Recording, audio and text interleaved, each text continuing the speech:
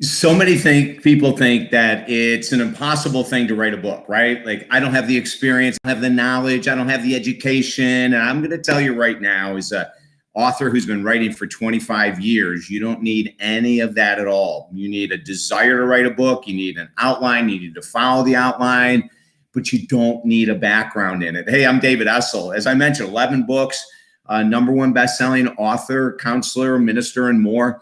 And I love this. I love helping people learn how to write books. So I'm going to talk about the 3 S's today when you're organizing your book. And this is tip 3. We have 2 other tips there.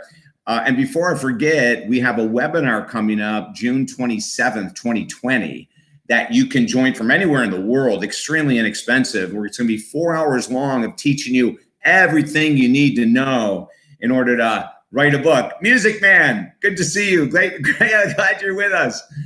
But we're going to teach you in that webinar everything you need to know on how to write a book, okay? Now, if you want to learn how to write a book one-on-one, if you're more of a private person, we also do that via phone or Skype. Go to my website, talkdavid.com. You'll see the program for the webinar, and then right next to it, you'll see the program to work with me one-on-one to write a book. All right, let's talk about the 3 S's. This is stuff that you have to have all written out before you even begin to write your book. Number 1, I don't care if it's fiction or nonfiction. Fiction is fake, like mystery novels, right? Nonfiction would be like personal growth, how to lose 30 pounds in 30 days, or how to write a book in 30 days would be nonfiction. But no matter what you're writing, fiction or nonfiction, there's a darn good chance you're going to need stories to back your information, studies to back your information, and statistics to back your information. Now, my books are mainly personal growth, but I have written 3 books that are a combination of fiction and nonfiction, still in the world of personal growth. And in there, when I go to do my outline, before I even start writing a chapter or a sample chapter, I line up statistics that will go with each storyline, studies that will reinforce each storyline. Studies, statistics, stories. It's all about getting focused and organized. You know, one of my best friends, Randy Wayne White, go ahead and Google him, Randy Wayne White. I think he has 24 New York Times #1 bestsellers in mystery. His books are filled with true facts. Like if he writes about Cuba, he writes about the facts of Cuban life. If he writes about a story or one of his novels is in Florida, he writes about real places in Florida, real stats, So even if you're writing fiction, you need to have your stories, statistics, and studies down pat. Now, it's even more important if you're going to write nonfiction, personal growth. You're going to want to have, and we're not even getting to the outline yet, that'll be a little bit down the road, but we need to say, hey, listen, if I'm going to write about my experience as a child, what percentage of children go through what I go through? In other words, Google it, right? If I'm writing a book on addiction, what percentage of adults struggle with the addiction you're writing about?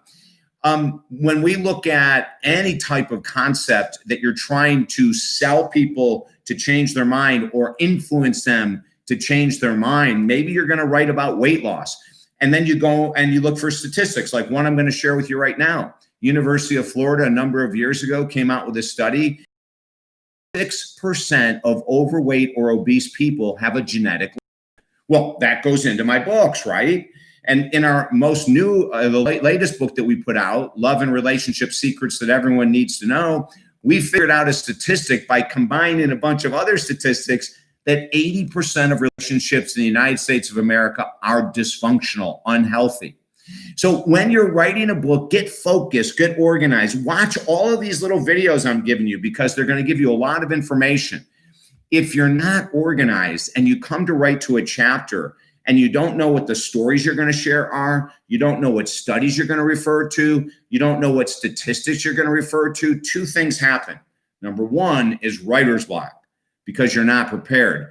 And number 2 is the fact that the reader may not be buying into your philosophy unless you have other people that endorse what you're saying. Does that make sense? Listen, go to talkdavid.com.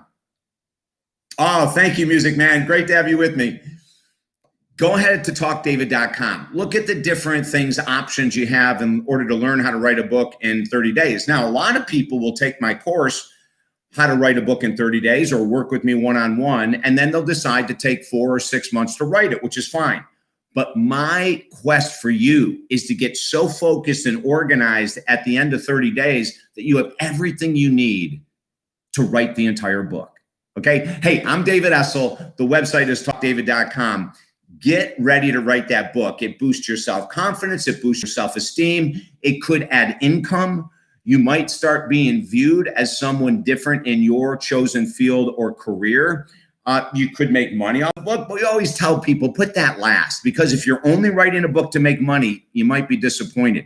Write a book to impact people. Use stories, statistics, studies. Do what we're sharing here, and you'll have the best chance to write a book that will not only influence your friends and families, but people that have never heard from you.